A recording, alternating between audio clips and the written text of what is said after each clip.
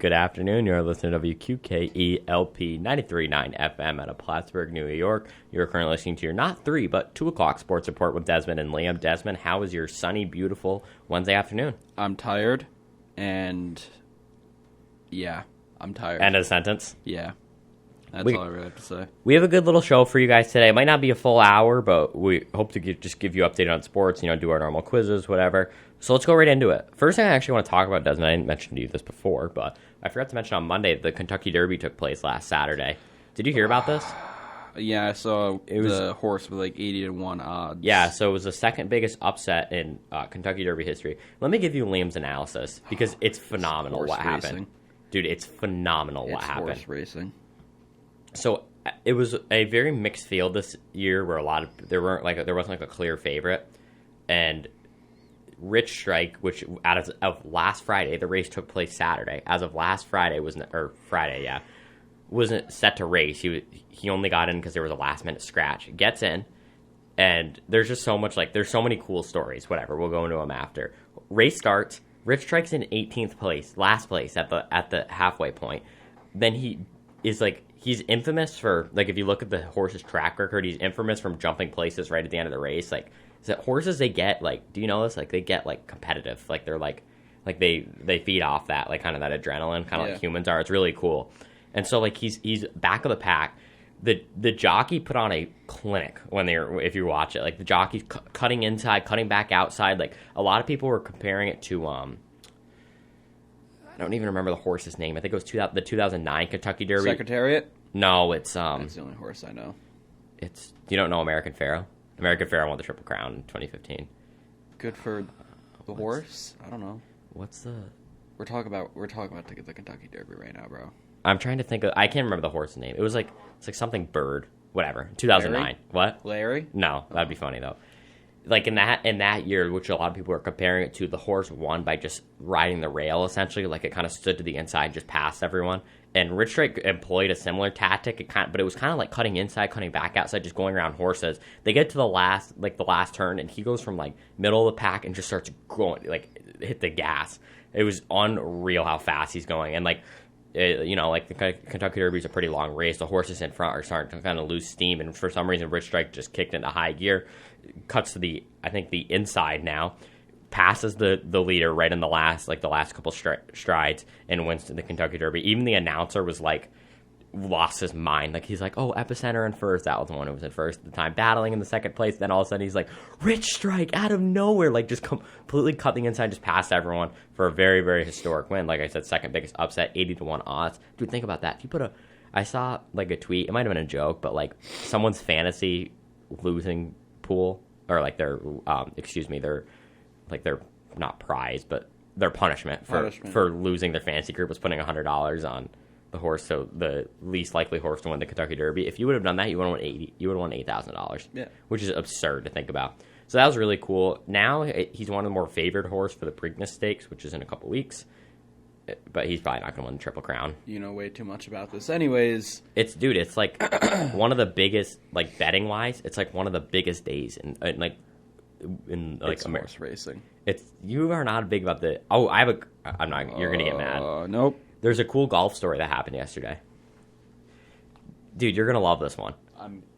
Say it. Just say it. So the U.S. Open qualifier was. I know the story. This is such a cool story. Yeah. I think they lied. First of all, this is my theory. I don't think it's true though, or I don't know if it's true. But to be able to whatever, his punishment for losing his fantasy group was going to play in the U.S. Open qualifier. Yeah. First things first. The guy shot a 112, par 72, I think, at that course. So he was 40 over.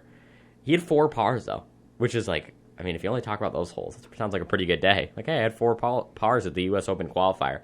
But if you think about it, the people I feel bad for are, one, the person he was playing with, because that person's probably a legit golfer trying to qualify for the U.S. Open. And apparently he hit off the wrong tee box to start. He hit off a 1 when you're supposed to hit off of 10. So he went over to 10 and then hit the ball 10 feet in front of him. It's just so funny. But my theory is that he must have lied about his handicap to get in, because they don't just let someone who shoots 112 on average play in the U.S. Open qualifier. He must have pulled some strings or something to be able to get even in there. But that is so funny. Dude, honestly, like, I wouldn't be able to shoot 112 at the U.S. Open qualifier, but I'm horrible at golf, so I think that's a pretty funny story. It's golf. You're a hater. I am a hater. You're a hater of the weird sports. Those are the ones I like. No, it's not weird sports. It's just boring sports. All right. You want to go into NBA stuff? Two good games last night. Hold on. We have one NFL thing to talk about, then we'll play a quick game of my bad.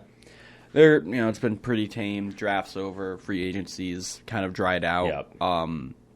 But the only really news is that Tom Brady signed a contract with Fox Sports to be an analyst for whatever games they cover. And it's worth 10 years, $375 million, more money than he's ever made in the NFL. And it's just, I understand, like, it's Brady, and if he wants to do that, obviously he's going to be the hottest guy on the market. But, like, what if he's bad? That's what I'm worried about. What if he's bad? Then you have to pay him. You either have to deal with him for 10 years, or you let him go, and then you have to pay him $375 million. I saw on Instagram that, like, that happened to Joe Montana. Like, Joe Montana became an analyst after he retired, or a color commentator, and apparently he was just not good, and they let him go. Yeah, no, not a lot of I don't know if that's true, are. though. I mean, like, in terms of, like, current players, like, Booger McFarland isn't bad, but he just states the obvious for 40 minutes. Tony Romo is good at analyzing, but everything else he's annoying. I like Tony Romo. I'm not gonna lie. I like the coaches more. Like I like listening to what's his face, the guy that used to coach Bill Cowher. I like listening to Bill Cowher. I like listening to the old coach for the Colts when they won the Super Bowl. Mm-hmm. I cannot remember his name right now. He's one of my favorite guys to listen to. And that's why they paid Jimmy Johnson. Like I like listening to those guys a lot more than the former players, unless it's like Michael Strahan or something. But even then, they don't do like the analyze. They just They're do in the like studio. the pre, post, and halftime report. Yeah, and I wish I had the graphic that I showed you the other day of the lineups for all the big networks. Their announcing crews are stacked, and then you have ESPN with Joe. But at least it's only one game a week. You don't have to listen to them often because. And at least it's not the Super Bowl. Yeah. But that's going to be, if you think about it, that'll be, unless Al Michaels changes where he announces, because he's with Amazon, he'll never call. I thought Al Michaels retired. No, he's calling for Amazon now. Oh, okay. So I think so. But I don't. My thing is that you'll never listen to him call another Super Bowl. Last year was that was a good game, though. That's a good way to end out. Absolutely. One in the fourth quarter. All right. So with that, since I said it's the last, only really NFL news that we have, we'll talk about. We'll play a game of Weddle quick. Start off like we always do with Mr. Daniel Jones. Okay, he's in the NFC. He's 23 or 22, and he's under 6'5". Who's a young receiver and or running back. I think Justin Jefferson's older than 25. Is it Justin Jefferson? It's Justin Jefferson. Cool. All right, we'll move on to hard. Oh my! Did anyone hear that? Start off like we always do. Andrew Thomas. I don't think we've ever gotten it. We might have gotten. No, we got a second guess last time with what sport was it? No, not the MLB. We got Bregman after like 6 guesses. It was Podol, I think. Yeah, we had. It was someone pretty significant. No, it wasn't Podol. It was Weddle. It was Weddle. It was hard Weddle. We got. I don't remember who, but I know. Okay, anyways. So Andrew Thomas, under 6'5", over 23, defensive player. Not in the NFC, so we'll go with Tre'Davious White. I know he's older than that, but we'll see if he's a corner by chance. Tre'Davious White. Okay, so now we know he's a defensive player. What was that, May 9th? What was it? Yeah, because that was the day that NFC East quarterback came up. Remember that? Oh, we guessed Dak Prescott. Dak. And then the other guy was Eddie Jackson that day. Yep, okay, so we have AFC defensive player. He is 25 because he's 2 years older than 23 and 1 to 2 years younger than 27. So he's 25. A 25-year-old defensive player from the AFC. So what about, I think he's older than 25, but what about Max Crosby? Try it. Okay, so AFC West, not a defensive end. He's also 6'5". Wow, he's tall. So we have between 6'5" and 5'11", a 25-year-old defensive player. So a safety. Could be a safety. Actually, I'm going to see if it's a DT quick. Actually, no, hold on. So it's AFC West.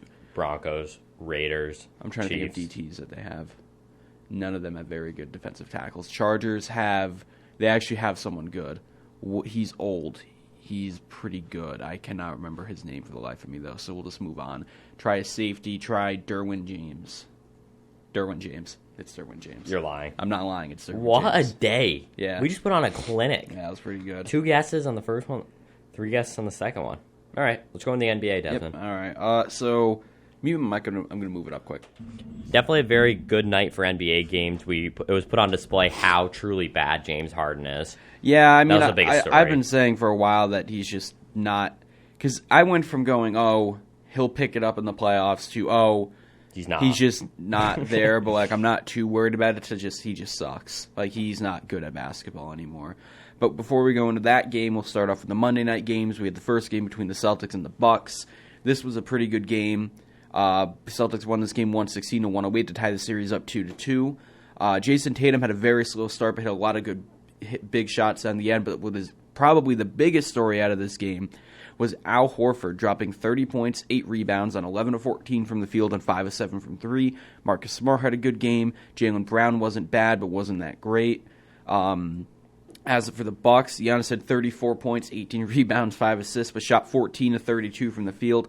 Not the most ideal. Jrue Holiday played very poorly, 16 points and 5 of 22 from the field, 2 turnovers to 9 assists. That's obviously not bad, but the scoring is what you need from him.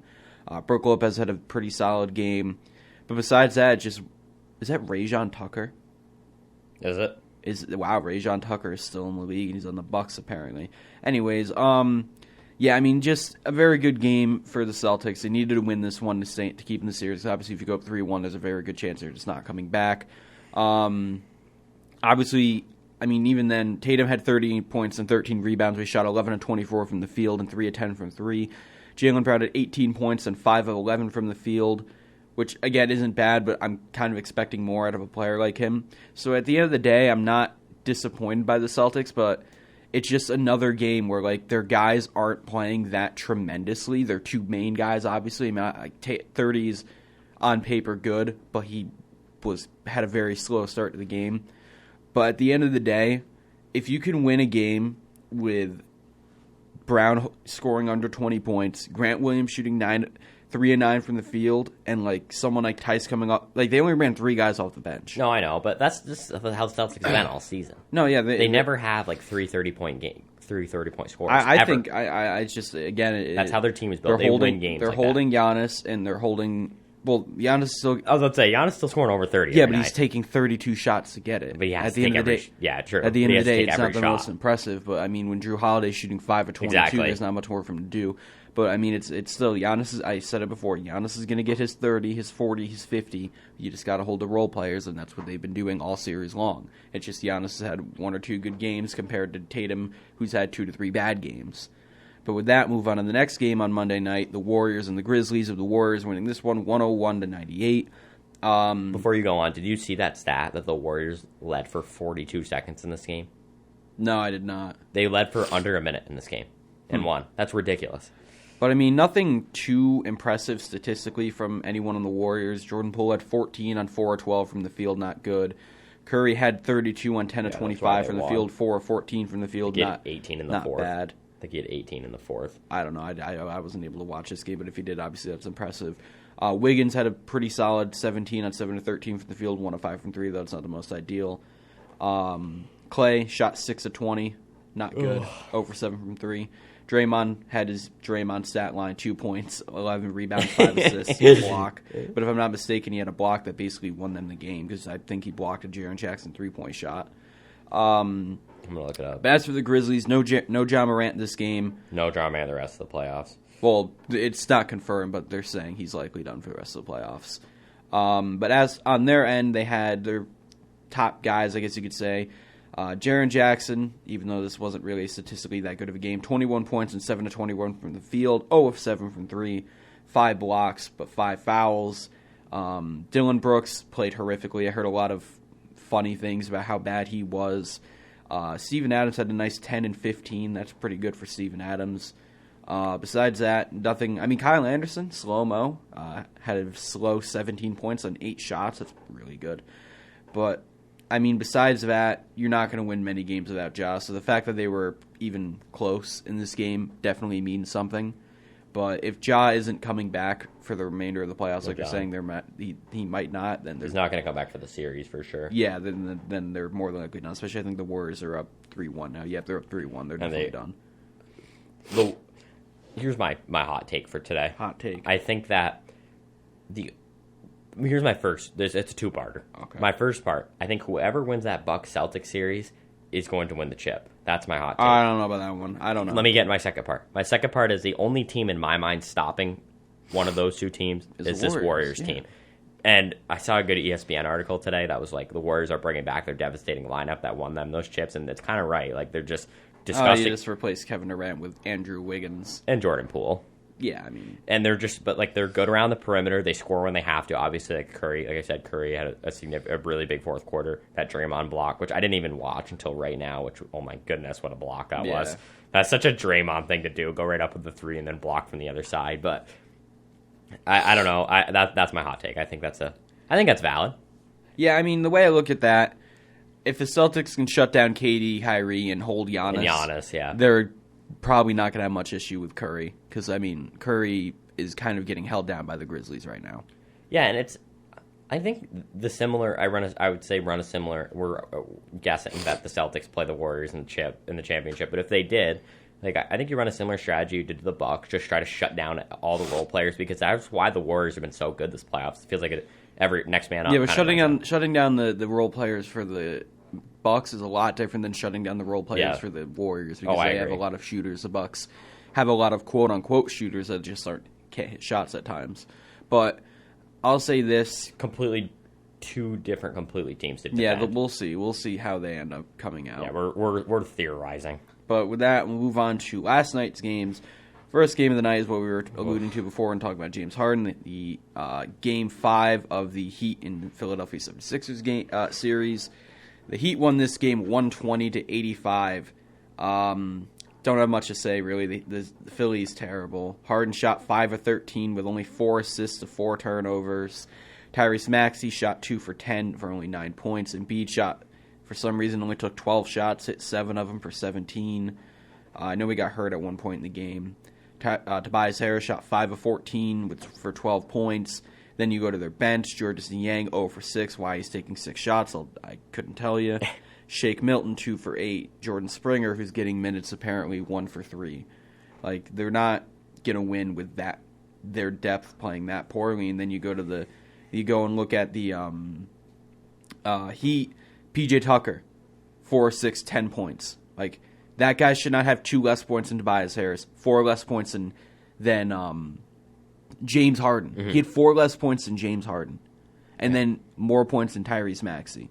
Jimmy Butler, 23, 9 rebounds, 6 assists. Bam, 12 points, 6 rebounds.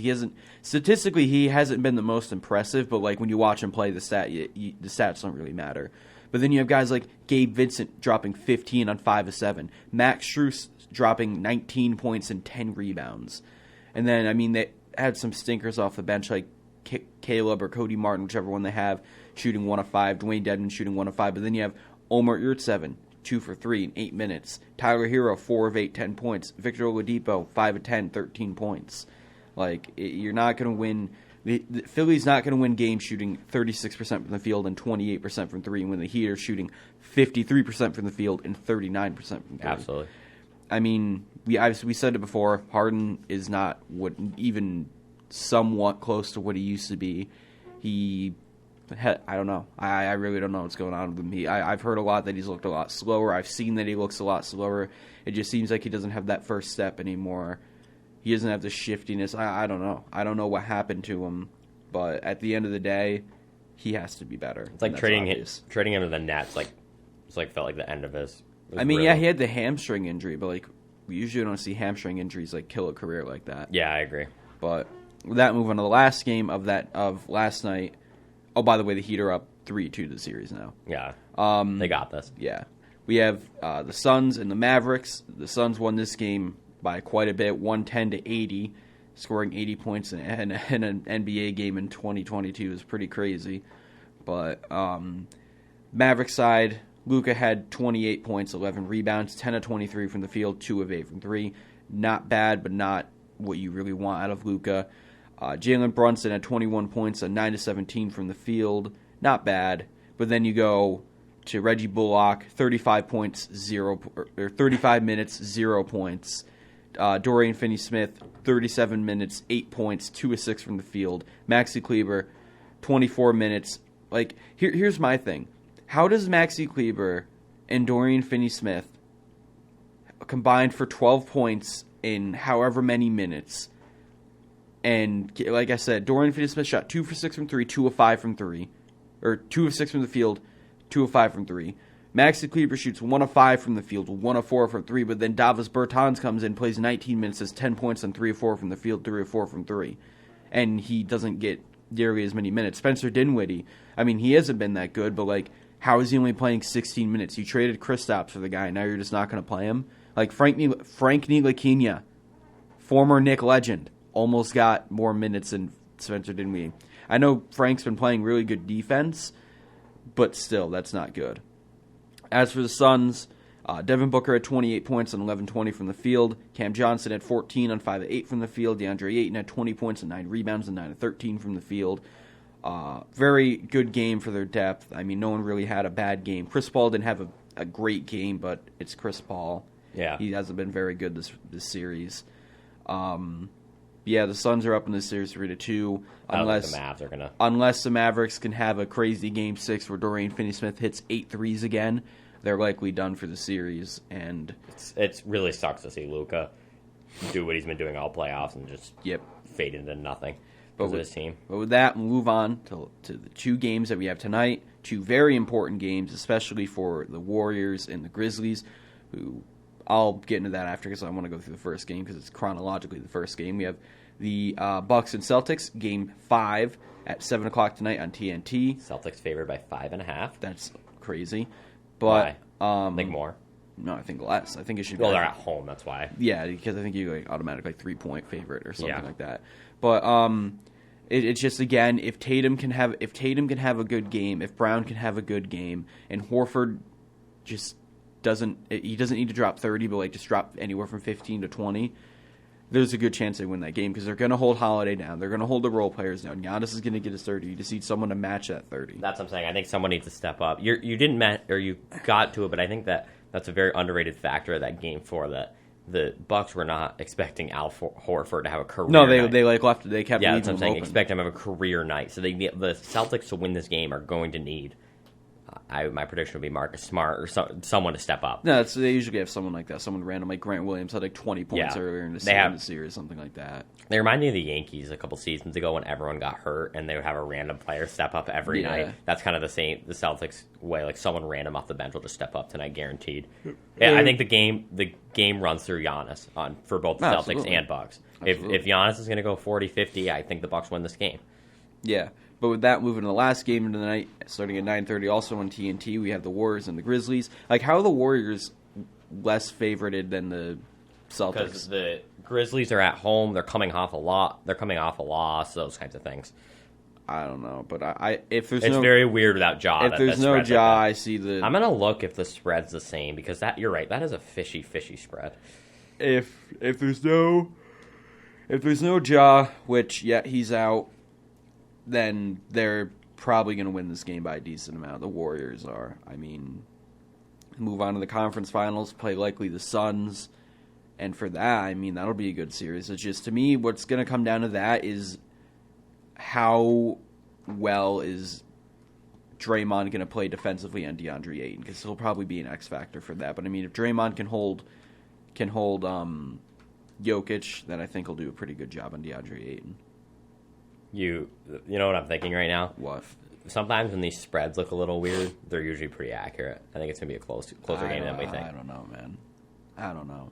I mean, they had no Ja, and the Warriors won in the last minute of play. But everyone on the team besides Andrew Wiggins played horrifically, efficiency-wise at least. But I don't know.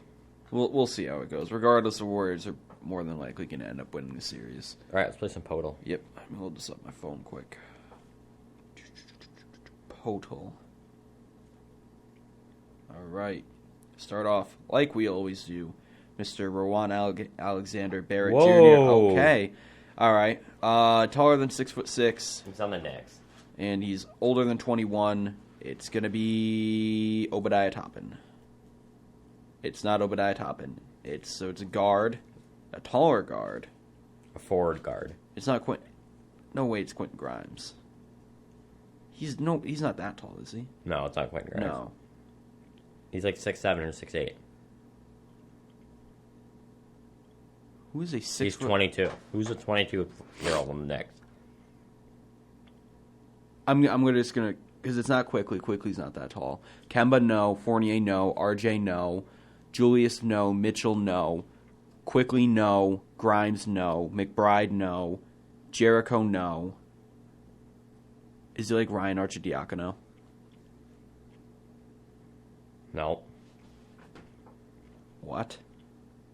Hold on. It says it's not. It says so. It's a forward or a guard, not a forward or. Okay. That's a forward guard. 22 years old too. That's what I'm saying. Do you know a 22-year-old on the Knicks? Not anyone that would be a forward/guard who is between the height of 6'6" and 6'9", who's not Obi Toppin. I'm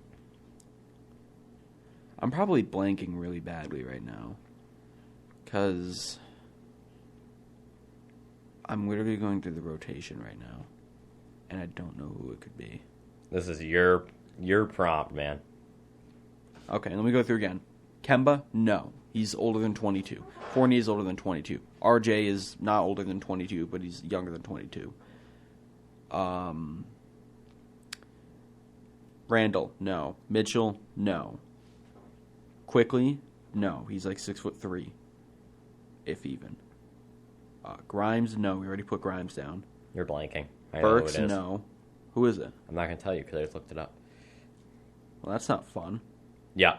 Dude, come on. You're blanking on someone so obvious right now. Hold on. Oh, it's Cam Reddish. Yep. I completely forgot he was on the team. I'm like, who? I'm like, I was going to say Duke, but... Because I was thinking of a wing, but like we only saw like 10 games at a Cam Reddish, so I completely forgot. Yeah, why didn't he play? Tibbs didn't play him, and then when he started playing him, he got hurt. Because Tibbs is a terrible coach. But we'll get into nothing that. new there. Yeah. We'll get into that when we start next NBA season coverage. Yep. With 2 more episodes after this. We're going to start thinking about what we're going to do next time.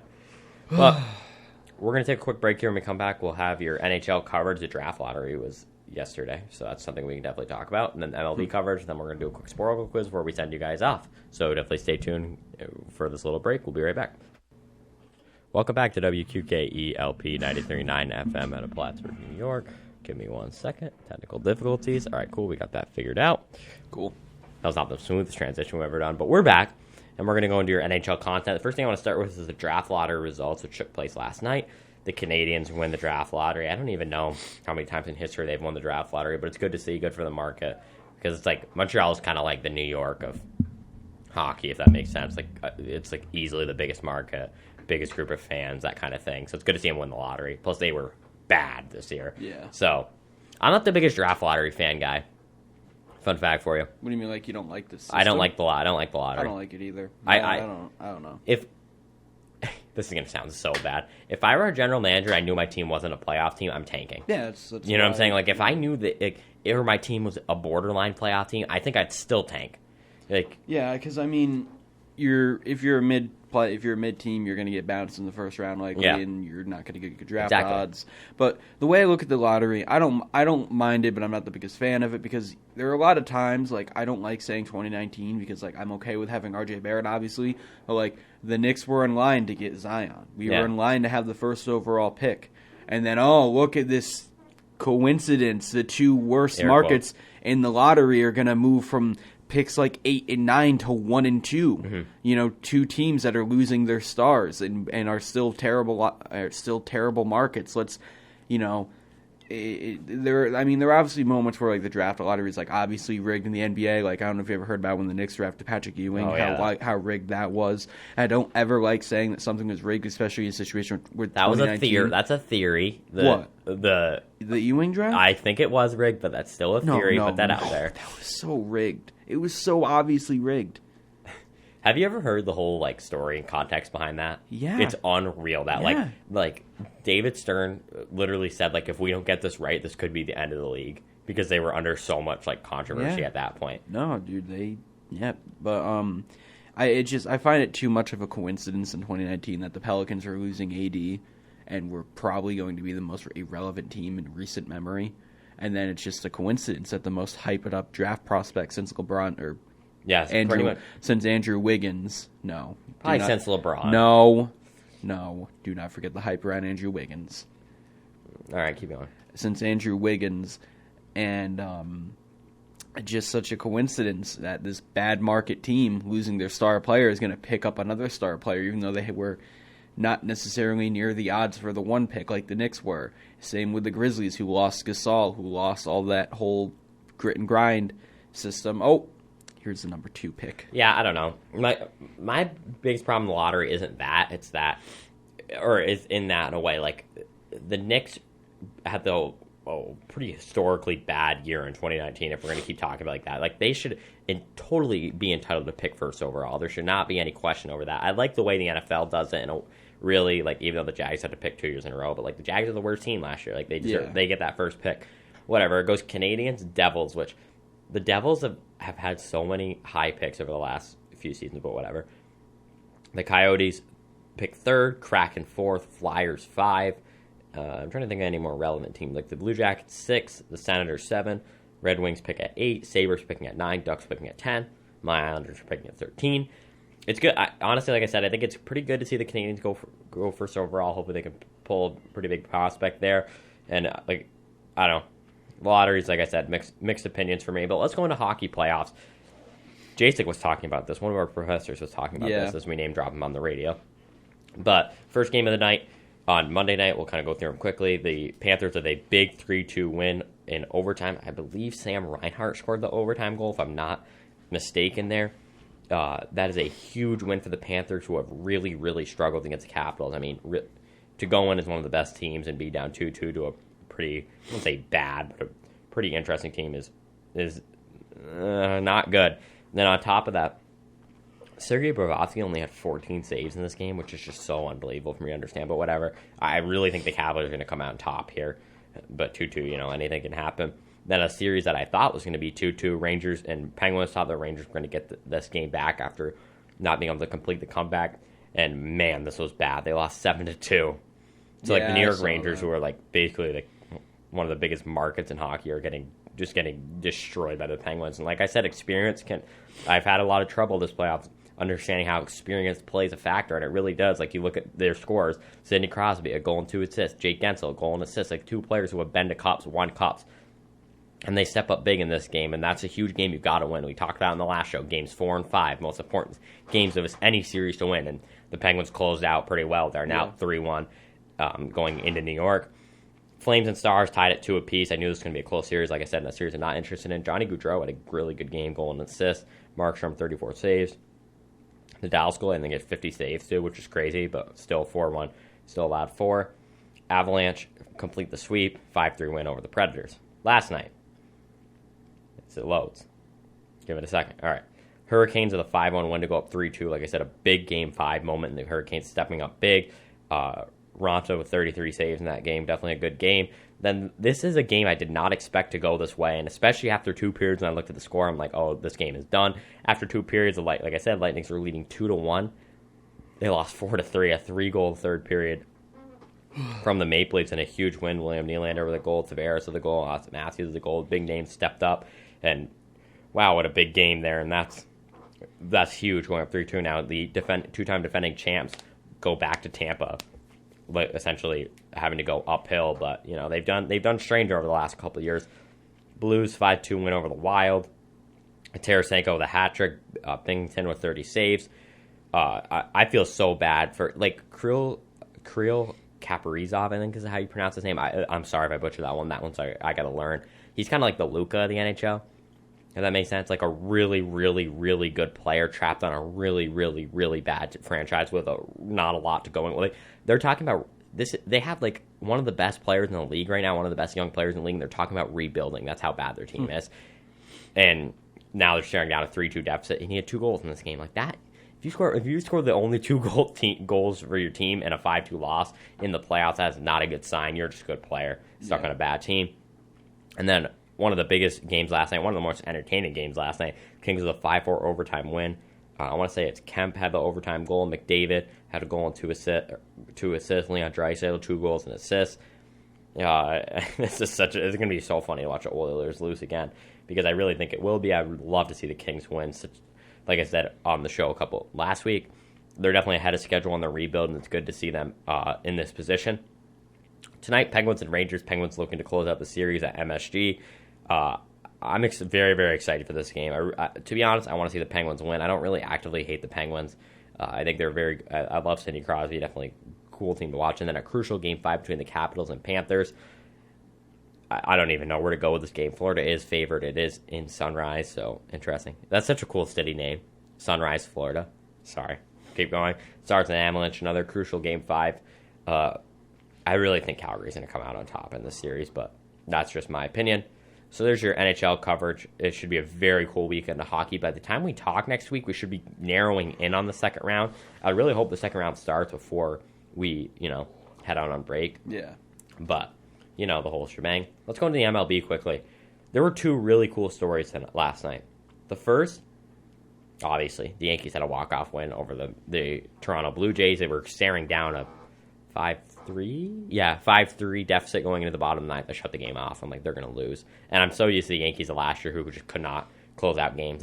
Now the Yankees have had 4 walk-off wins this year, which is the most in all of baseball. Aaron Judge, his first walk-off home run ever, and he crushed that ball. I think it was 4-14 into the Yankee Stadium. And then the other story was the Angels. Reed Detmers, I believe is his name, had his first, he's 22. Rookie. I think he's a rookie, yeah. And he threw a no-hitter the first of the season. Surprisingly, though, that's getting overshadowed by the fact that Anthony Rendon, there was a blowout, 12-0. So the Rays are pitching players, and Anthony Rendon comes up to the plate, he's a righty, bats left-handed, hits a home run, crushed a ball. It was so funny. So that was a pretty cool story, but it's definitely cool to see that no-hitter, especially from a rookie. That's a really good experience. And, that's basically it. The standings are essentially the same. So, like I said, the Yankees are winning 5-2 right now. Or not like I said, but the Yankees are winning 5-2 right now. Standings are essentially the same. So, there's your kind of baseball update. Some good games over the weekend, so definitely keep an eye on that. Desmond, you want to do some quick Sporcle before we head out? Sure. We have a 10-minute Sporcle quiz for you guys. I got to find it. 1 second. Do you know what the quiz was? It was... I know it's all the way in the bottom of the notes, but it is... Yeah, just explain it for the... It's the NBA... It's for basketball. The finals winner, finals MVP, and the leaders in points, rebounds, and assists for every year since 1980, I believe. How do you think you're going to do? I think I got this. I think I can get most. 1 second, I'm still pulling it up. I accidentally exited out. Embarrassing moment. No, you're good. The only thing that I'm worried about is I feel like there might be a random rebounds leader for one of the years, but points I'm not worried about. Assists I'm not really worried about because, Stockton and Chris Paul are going to cover 10, 15 years worth. Not to interrupt you, but you have 10 minutes here, so you got to move quick. Okay, so how do you want to start? Start from the bottom of NBA champions. All right, here we go. We're started. 1980. 76ers or the Celtics? Not the 76ers. It is the Celtics. Or for 81. 80 you didn't get. Lakers? The Lakers, Celtics are going to cover a lot of this. So it goes Lakers 80, Celtics 81, Lakers 82, 76ers 83, Celtics 84, Lakers 85, Celtics 86, Lakers 87, Lakers 88, 1989. You're going to have, is that the, I have no idea, but we'll just skip a couple years, go to the Bulls, get that out of the way. Bulls and then Rockets. Yep. Bulls, Rockets, you're going to have the Spurs. They're going to cover a lot. Yep. Pistons, I think 89 is the Pistons. Yep, 89 and 90s 90, Pistons. You're yep. done the 90s. Next one's 2006. Heat. 2011. Mavericks. 2015. Warriors. That'll get the most one. Okay. 2016. Cavs. Okay. 2019. Raptors. And then should be it. Bucks. Yep. Finals MVP. Go all the way from the back. Who is 1980? Who won the chip in 1980? Lakers. Worthy, Johnson, Kareem. I think those are the only three that should pop up. Yeah. 1980 Magic. 81 Celtics. That might be Cedric Maxwell. I know it's Maxwell or Bird. Maxwell, and then Johnson. 83 would be 76ers. Dr. J, I think, won it. If not him, then like Moses Malone. How do you spell Dr. J's name again? That's Moses anyway, but Bird 84, Celtics or Lakers 85. Worthy? No. Kareem. Abdul, Abdul, Jabbar, Jabbar. It's not a hard name to spell. Okay. Bird 86, Johnson 87, Worthy 88, 89 Pistons. Isaiah Thomas. Yep. Nope, not 89. Joe Dumars and then Isaiah Thomas. Dumars? Dumars. Dumars. Oh, okay. Sorry. 1991 Bulls. Jordan. It's Okay. maybe 6 Jordan. Then you're going to have Hakeem. Elijah. I'm not even going to try to spell that. We'll keep moving on. Spurs 99. Robinson or Duncan, one of the two. I think it's Duncan. Yep. Duncan. Lakers in. Shaq. I think Shaq won every Finals MVP except one so? for that. Is it O'Neal? O''Neal. Neal. Oh, that's why I was spelling Neal wrong. Duncan 2003, 2004 Pistons. Chauncey Billups. Billups. Billups. Yep. Duncan 2005, Heat 2006. Dwayne Wade. Spurs 2007. Parker. Celtics 2008. Paul Pierce. How do you even do this in 10 minutes? Lakers in 2009, 2010. Kobe. Yep. 2011 Mavericks. Dirk. Nowitz. Nowitz. Ki. Yep. Heat. LeBron. Oh my goodness. Spurs. Kawhi. Okay. 2015 Warriors. Iguodala. Iguodala. Dala. Iguodala.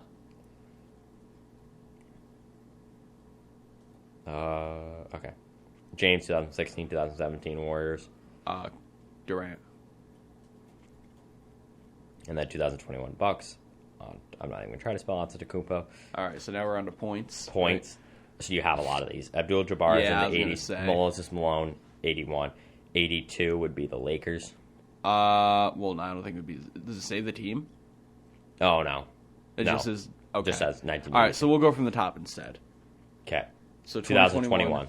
It's not Giannis? No. It might be. I didn't try to put Antetokounmpo. Okay, so 2019. No, 2020. 2020. Is it... this one's hard. I'm trying to think.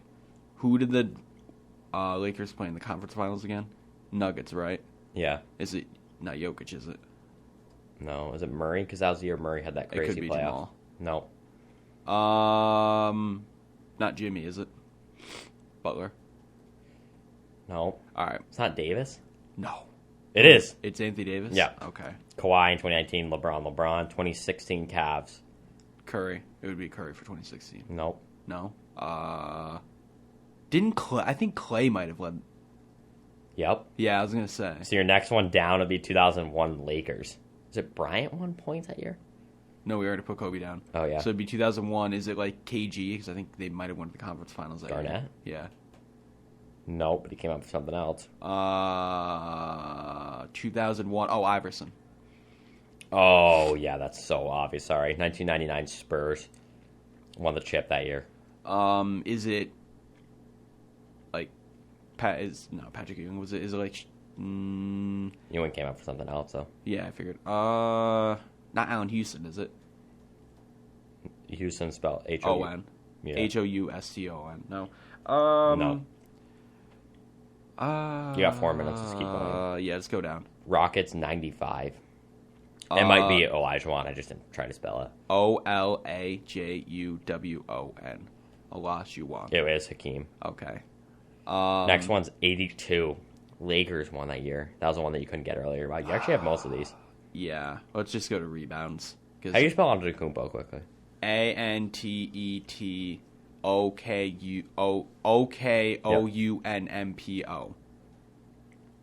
Antetokounmpo.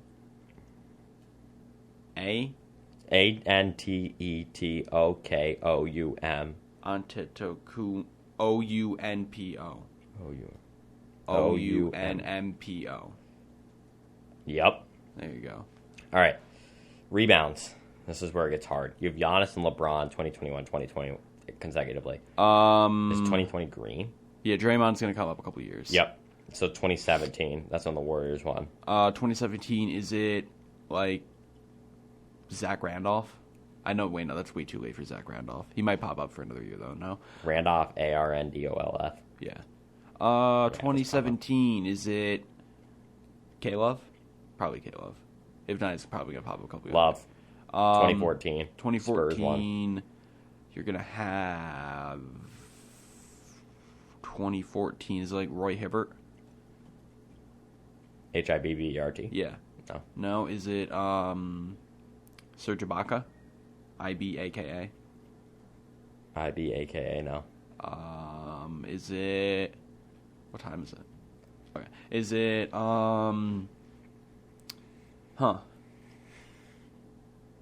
Who could it be? I don't know. Let's just go to assists. Okay. Knockout Stockton. It's going to cover, like, a lot. 2021 assist leader. Drew Holiday, maybe? No. Chris Paul. No. Booker? No. What? No. Luka, maybe? No. Jimmy? We already tried Jimmy. No. I have no idea. 2016? Not Draymond, not Curry. No. Just put down, like, these couple of names. Yep. Put down Rondo. Put down Yep. Mark Jackson. Yep. Put down Strickland, maybe? Rod Strickland, maybe? No. Try Derek Fisher, maybe? Just because he played 20 years in the playoffs, maybe you let him No. win. No. You got a lot of these, though. Deron Williams? A little over a minute. No, You're missing a lot of the rebounds. What is it? Deron Williams, maybe? No. For rebounds, try like Kevin Willis. Willis. No. Try Wilkins for points, maybe earlier on in points. Like Wilkins? Yeah. Wilkins? Yeah. No. Okay. No Kevin Willis. No. 181 out of 210 is what you have right Try Alton Lister. Trey Rollins. Rollins. Rollins. now. No. Try Dikembe Mutombo. Mutombo. Yep. Try. That was a rebounds. Yeah. Trying to think here.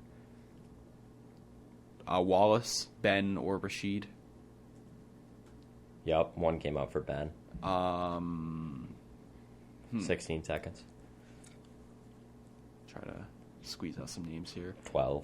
I can't think under pressure right now. Chris Webber. Try Chris Webber. No. Bibby. Bibby. Oh, I couldn't get it in time. 87%. What were the ones we missed? All right, here we go. What were the newer ones we missed? We'll go through that because that. So you have every champion, every Finals MVP. Yeah. Points leader. Who did I miss? Spreadwell in 1999. Spreadwell. Yeah. Spreewell. Latrell Sprewell. I should have gotten that, but I didn't think it would. I did not think it would have been him. I should have gotten that though. So Spreewell, you should have gotten this one. 1982. Oh, I didn't put in his name. I forgot. It was Who? Dr. J. It was Julius. Yeah, Erving. I knew it was gonna be Dr. J. Okay, my bad. That's my bad. Rebounds. 2014 is the first one you missed. Dwight Howard. Yeah, I blanked on him. 2011, Tyler Chandler. Tyson Chandler. Sorry, I can't spell. Jeez. Gasol. Which one, Mark or Powell? Powell. I should have In got 2010. 2009, Dwight Howard. We also didn't really go over the early 2000s for rebounding because I couldn't think. Oh, we're such idiots. What? 1998, Dennis Rodman. Yeah. 1996, Dennis Rodman. Yeah, he's 1991, Dennis Rodman. 1999, Dennis a billion Rodman. times. Charles Barkley led in 1993. Horace Grant. Yeah, that's because we just skipped over rebounds. Yeah, Horace Grant.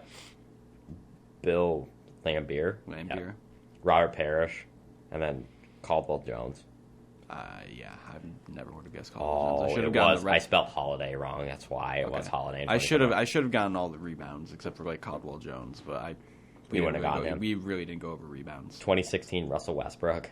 Yeah, I don't know why I didn't think of him. Jason Kidd 2011. I don't know why I didn't think of him. 2006 2005 Steve Nash. I don't Jason know why Kidd I the didn't years think of him. before. Hardaway 1995. Tim, yeah. No. Penny. And Penny. no. Penny. Is that Penny? It's Penny. Maurice Cheeks in 1982. Yeah, Maurice Cheeks. So not bad. that was a good effort. I'd say A-.